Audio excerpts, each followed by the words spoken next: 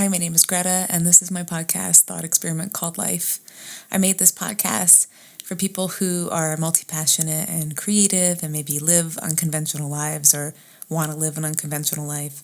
Maybe you just feel like you've never really fit in and you see the world a little differently and have a different perspective or just want to try some different perspectives on. So this is not really a niche necessarily, besides the fact that I will share the things that I'm multi-passionate about and interview people who also have unconventional lives. I'm a musician. I am a martial artist. I am an herbalist. What else? I've had Lyme disease for over 20 years and had to navigate through that and try to make a meaningful life, even though I felt very much like a ghost in a shell of a person for most of that time. So I learned a lot along the way. And having also lived with just anxiety and depression most of my life. So that's kind of like a very truncated version of my perspective in that sense. And I bring a lot of that to the conversations where I want to pass along resources and tools. It's kind of how I've always been. If you were to talk to me in person, I'm most likely I'm going to listen to your story and then, have something that I want to pass along. Sort of like you're on a video game and you met some weird lady in the woods and she's like, you should go check out this shop or this book or this plant or this whatever. That's kind of always been my role, I think. I'm like, it might resonate with you. It might be interesting. And that's kind of what this podcast is, I guess. So for those of you who have been listening, and if you're new, welcome. I hope that you find something that resonates, that's helpful along your journey. I really believe in the power of us telling our stories.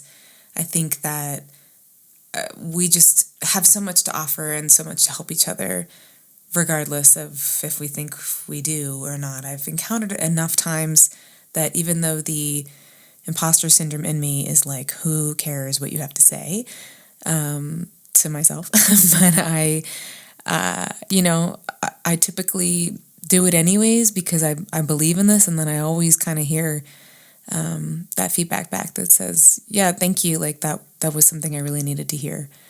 And I don't know if it's because people feel like, why would anyone care what I have to say? Like, I'm not worthy, and for sure I work through those things all the time, but it's not about that. It's really just about we're spiritual beings having a human experience, and the energy moves in very interesting ways. And sometimes it moves right through us in a way we don't think is that important, but we do it anyways because we have that inclination to share. And the person who needed to hear it hears it, and you've really done your job in the world. So that's sort of my mindset when it comes to everything I'm going to share.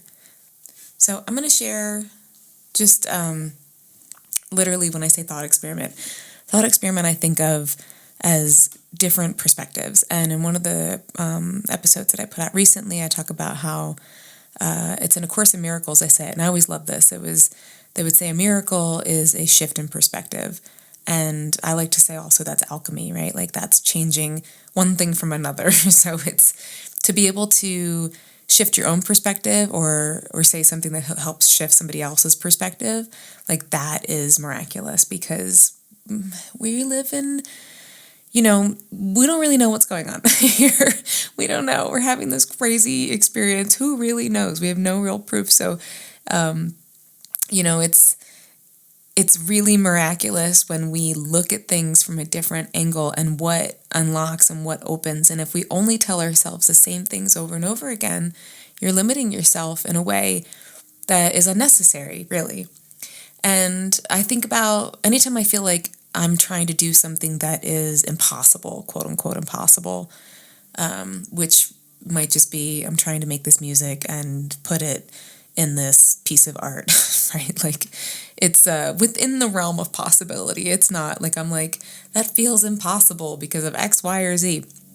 But I think about things like, the scientific developments that we've had. We just had dire wolves be brought back from 20,000 years or whatever. Anything's possible, right? Wi-Fi, I can't see it. It's working. It's doing things. There are so many, like when people are like, I don't believe in energy. I'm like, it's real. So we live in a mysterious world. We live in a mystery. And when we when we allow ourselves to engage with our experience, our human experience, in different ways, so play some thought experiments, life becomes a lot more fun, I think, at least. So that's just like my take on it. I'm going to share some things that shifted my perspective throughout my life that, it may land for you. One thing when it comes to the power of our imagination. So a lot recently, I have been really delving back into thinking about and like playing with the power of imagination. I don't really have a very strong like inner visualization. It's something I've like worked on to cultivate. My sister and I used to hold Reiki and guided meditation sessions.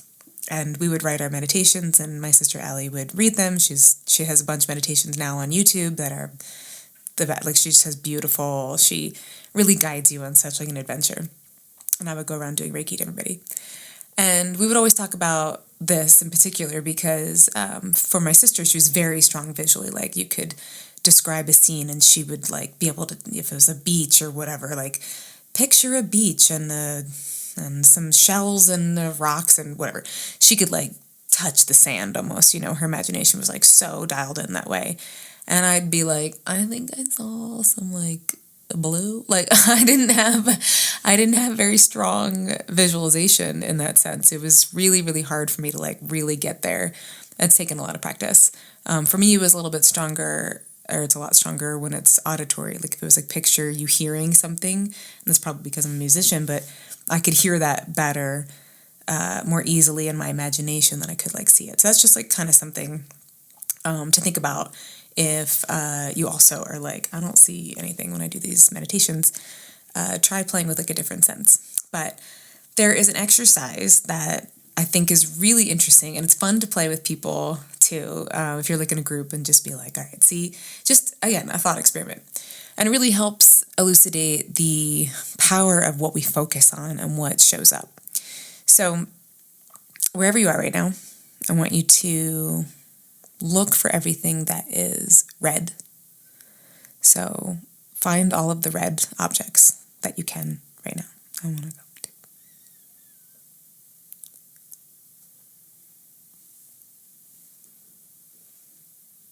Okay. All right. I think I've counted. I didn't look behind me, but I think I've counted like 10 things in this room. Okay. So how many? All right. Now tell me how many things you saw that were green. Like right off the bat. Don't look for them yet. You probably didn't even track, like, I'd have to look now. I didn't even look because I didn't know what color I was going to say either. So I have to go back and look for the things that are green and really focus on it because all I was looking for was the red. And I remember somebody did that experiment, a teacher I was listening to like a long time ago, and that really helped me to call myself out on what I was looking for. Was I looking for, like, what does red symbolize in what I'm looking for in day-to-day life? Am I looking for all the problems and all the things that I don't know the answer to and how to solve in a way that is like constrictive? Am I looking for things that maybe could have those potential solutions, or opening it up? Like, am I looking for the miracles in the situation and allowing something greater to come through and offer up better solutions to this? Like, it depends on what we're looking for. And I think our algorithms in social media are actually like such a great example of this because it reflects what we've looked at. And I mean, it's great as a metaphor. It's not great to experience it all the time. But it is great as a metaphor where you're like, oh, I have been looking at X, Y, and Z, and now it's just like that's all I'm seeing. So there's literally the algorithm of our lives as well, and our reality as opposed to what we're looking for. My aunt and uncle, I think one of the first times I saw this, like, or recognized seeing it, that's really it, right? Recognize seeing it with my aunt and uncle, who are like my second parents. And my aunt, she very much taught me and my sister a lot of this work. Like, so much of this comes from her guidance and suggestion and all of that. So we were somewhere, and every time we went into like a shop or something, we have a guest. Okay. She loves being a part of this. So I was with my aunt and uncle, and we were, I think, in Sedona, actually. And I just noticed that every time we went somewhere, she would immediately pick out like the best things in that shop or in that environment.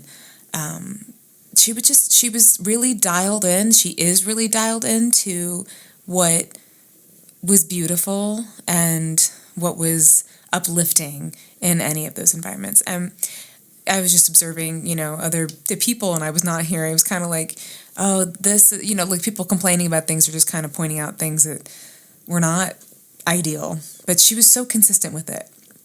And her experience going into everywhere is different because that was her mindset.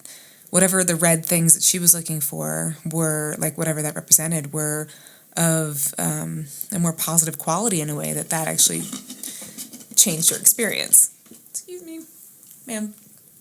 Do cats just like love showing their buttholes to everybody? Oh, look. Oh, baby girl. That's my girl.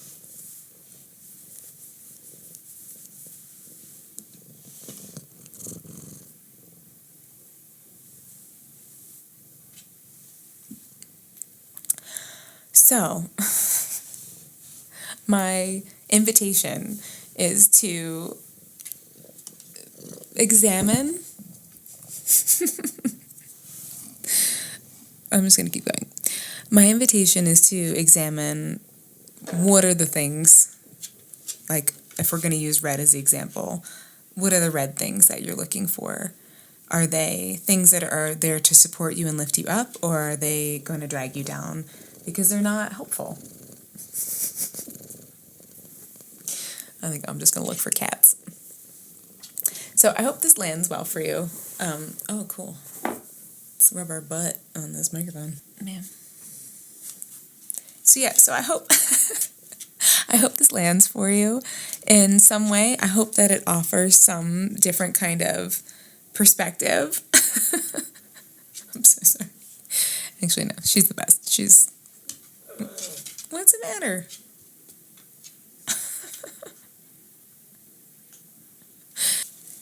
So anyways, I hope this lands for you. I hope that you find something helpful with this. I hope that you love cats as much as I do, if you're here. And I hope that this helps you like just kind of think about maybe like, how can I make sure I focus on what it is that I actually want to focus on? Am I only looking for things that are... Do you want to get down, baby girl? Am I only looking for things that are not going to serve me in the best context, right? So going back to using our imagination, when we're able to really utilize our imagination and direct it towards what's in our heart. In one of the other episodes, I was talking about like thinking about life like as if you're in a sailboat, right? So you're sailing towards a destination, and how you get there may be way different than what you imagined or anticipated, but your intention has been placed in your heart for a reason. So allowing yourself to navigate those waters and take the different paths, but still use your imagination to focus on the vision, right? So whatever the red things are, it's an opportunity to be mindful about those things and choose something better to visualize, choose something better to imagine, choose something better to cultivate for your personal algorithm, which is life. So I hope this lands for you. If you're enjoying this podcast, I would obviously love if you subscribe and hang with me. I'll be doing more interviews soon of some very interesting people who have really wonderful perspectives. And if you want to leave comments or rate and all of those things, I am admittedly terrible at doing that for the things that I love. So I'm getting better at that because I am seeing how much it makes a difference and I did not realize before. So I totally get it if you don't do it because we got a lot of things to do. But I would love to see you again. Hopefully you stick around. And if not, I hope this landed for you. And I just wish you like nothing but the best. Thanks for being here. Never gonna stop.